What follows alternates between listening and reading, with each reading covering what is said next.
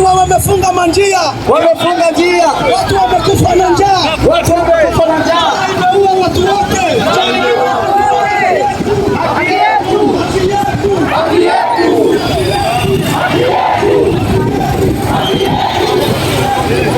Zinapiga watu. Kuna ndege aina ya Sukhoi ambayo inaripua hata manyumba watu wakiwa wamelala. Watu wanauliwa. Hata tumekuja kusogeshwa mahali pamoja ambapo ni karibu sana, mahali tumefungiwa, hakuna chumvi, hakuna chakula yoyote ambayo inapatikana. Mauaji ni ya kila aina, ubakaji ni ya kila aina. Sura yetu imebadilishwa, tumeitwa majina mengi, tunauliwa pasipokuwa na haki yoyote. Mataifa yanatazama tu Wanyamulenge wakiuliwa. Sisi ni binadamu kama wanadamu wengine. Tunataka haki, tunataka amani, tunataka kuishi kama binadamu wengine. Tunataka haki yetu. Serikali yetu imetunyima haki. Nchi jirani zimeingia kutuua. Hatuna manyumba tena ya kuishi kwa sababu ndege zimeangusha nyumba zote. Sisi tunalala nje, watu wananyeshewa nje, hakuna mahospitali, hakuna chochote ambacho kinaweza kikalinda mwanadamu. Hata mifugo yetu inaripuliwa mahali ilipo. Tulikuwa tumebaki na ng'ombe kidogo tu ambazo zinaweza kutusaidia watoto angalau wadogo wapate maziwa. Lakini kwa saa hii tunaongea sasa, hakuna hata ng'ombe moja ambayo inabaki.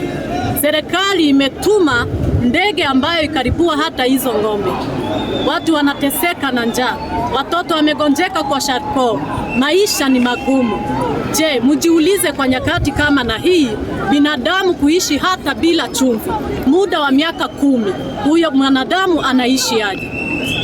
Tunaomba utetezi, tunaomba haki yetu. Panga zimekata watu kila aina, tunauliwa kama minyama.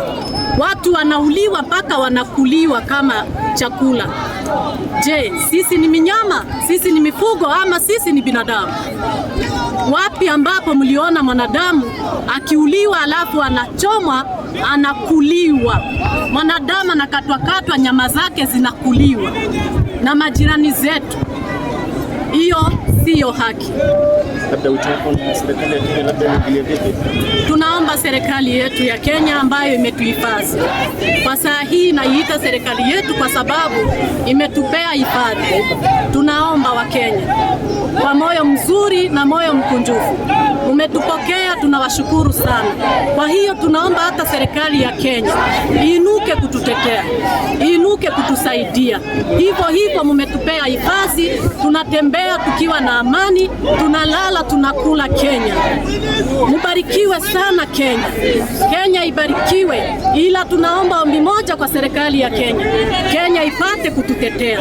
Simameni kwa kututetea. Wazazi wetu wanauliwa, wale walibaki hawana haki ya kupita.